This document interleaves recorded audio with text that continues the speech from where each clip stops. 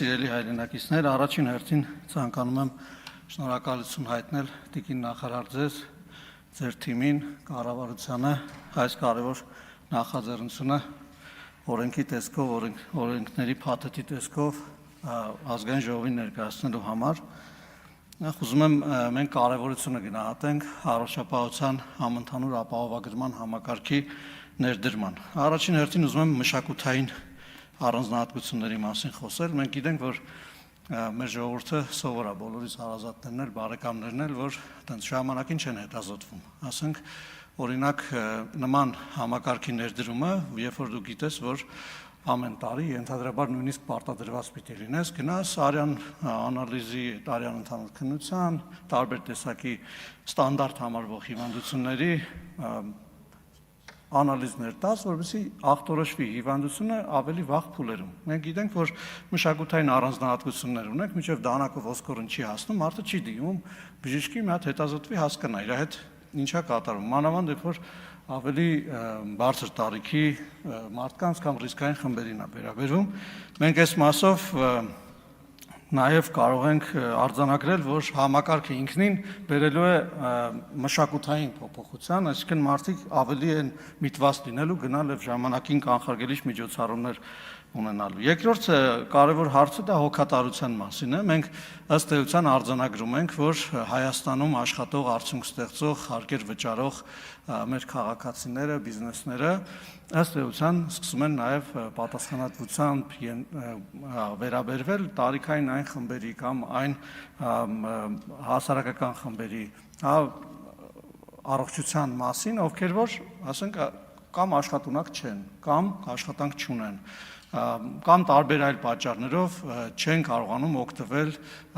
բժշկական ծառայություններից, ապահովագրական ծառայություններից, գիտենք, որ շատ ծառայություններ մատչելի չեն, թանկ են եւ այլն։ Եվ բոլոր այդ ծառայությունները, որոնք որ ընդգրկված կլինեն կոնկրետ այս օրինագծի կառավարության որոշումներով հաստատվող խմբի մեջ, դրանց համար գոնե մենք կունենանք հոգատարության մի համակարգ, որտեղ որ կարողանում ենք բաշխել այդ ստեղծված արդյունքը գումարի տեսքով եւ տրամադրվել այն խավերին, որոնք որ հնարավորություն չունեն դրանցից օգտվելու առօրյա կյանքում։ Սա նաև նոր ներդրումների հնարավորություններ կստեղծի առողջապահության ոլորտում, որովհետև հաշվի առնելով, որ 100,000-ավոր նոր շահառուների է վերաբերվում, այստեղ պետք է հաշվի առնել, որ մեր առողջապահական համակարգում նույնպես հնարավորություն կլինի մասնավոր ներդրումներ կատարելու, այդ թվում նաև պետական ներդրումներ կատարելու եւ ընդլայնելու եւ լավարկելու առողջապահական համակարգը։ Չորրորդ կոմպոնենտը, որի մասին ուզում եմ խոսել, դա տվյալահեն առողջապահությունն է։ Մեծ հաշվով մենք կարող ենք նաև արձանագրել, որ համակարգի ներդրումը ինքնին նաև կնպաստի նրան, որ ամեն տարի կատարվող այս հետազոտությունների արդյունքում տվյալներ կգեներացվեն մեր հասարակության ընդհանուր առմամբ առողջության մասին, տենդենսների մասին, նոր տեսակի առողջությունների հայտնաբերման մասին, ավանդական առողջության տարբեր տարիքային խմբերի վերաբերյալ եւ այլն, եւ սրանք անանուն տվյալների այս բանկը, որը կստեղծվի եւ կզարգանա, կբերի նրան նաեւ, որ մենք կկարողանանք ճիշտ կառավարել թե պետական միջոցները, թե մասնավոր միջոցները, ընդհանրապես առողջապահությունը Հայաստանում կդառնա տվյալահեն առողջապահություն։ Մենք գիտենք, որ ժամանակակից աշխարհում արհեստական բանականությամբ տարվող բոլոր հետազոտությունները տարբեր տեսակի ուսումնասիրությունները մեծապես հիմնված են տվյալների վրա եւ խելացի տվյալների վրա եւ սա նաեւ կբերի այդ ուղղությամբ լավարկումների։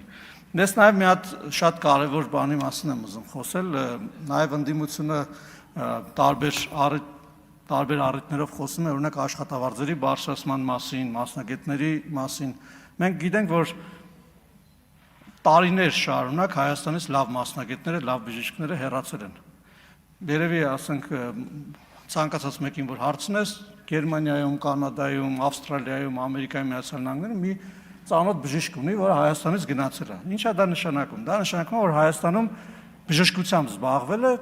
չի եղել գայթակղիչ բժիշկների, մասնագետների, մանավանդ լավ մասնագետների համար։ Դա եղել է կոռուպցիայի արդյունք, դա եղել է խնամի ծանոթ բարեկամներին աշխատանքի տեղավորելու են մնացածից ազատվելու արդյունք, դա եղել է նրա արդյունք, որ բավարար չափով կապիտալ եւ հարստություն չի եղել առողջապահության ոլորտում եւ այլն եւ այդպես շարունակ։ Ես կարծում եմ, որ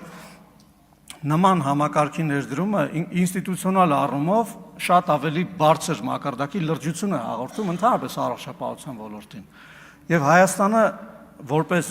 լավ բժիշկների, լավ մասնագետների աշխատելու վայր էլ ավելի գայթակղիչ պայմաններ կարող է առաջադրել, եւ ես կարծում եմ, որ սա շատ կարևոր հանգամանք է, որի մասին մենք նույնպես չպիտի մոռանանք։ Եվ ամենավերջում ուզում եմ անդրադառնալ աղբ այրելու կամ տերևներ այրելու խնդրին, որին պարոն Եղոյանն էլ արձագանքեց, պետք է մեր քաղաքացիներին խնդրեմ եւ հորդորեմ, որպեսզի ընդհանրապես որևէ բան չայրեն եւ այրելու միջոցով աղբից ազատվելու այդ վատ սովորույթը վերջապես արմատախիլ անեն, նախ որովհետեւ դա հարգանքի նշան է, այսինքն առաջին հերթին դեռ առողջապահական հարցերը մի կողմ, այդ ծուխը շնչում են մեր եւ ձեր երեխաները, մեր եւ ձեր տատիկները, պապիկները, մեր եւ ձեր հարևանները եւ կներեք, բայց մշակութային առումով, ասենք, քաղաքակիրթ չի մարդկանց պարտադրել անել մի բան, ոնց որ մեկի կողքը նստես ծխես, ով սիգարի ծուխը չի սիրում։ Խնդրում եմ, որ ուշադրություն դարձնեք, հոգատարությամբ վերաբերվեք եւ իմանաք, որ այդ ծուխը քաղցկեղածին է։ Երբ որ ձեր երեխաները գյուղերում, քաղաքներում այդ հոտը շնչում են եւ օդը կեղտոտ շնչում են, վաղը մյուսօրը կարող է իրանց մոտ քաղցկեղը առաջանա, ասենք մի տարի հետո չէ, 10 տարի հետո կամ 20 տարի հետո։ Խնդրում եմ, որ դա չանեք եւ իմանաք, որ դա տուգանվում է։ Հետո վաղը չբողոքեք, որ ձեզ եկան եւ տուգանեցին։ Շնորհակալություն։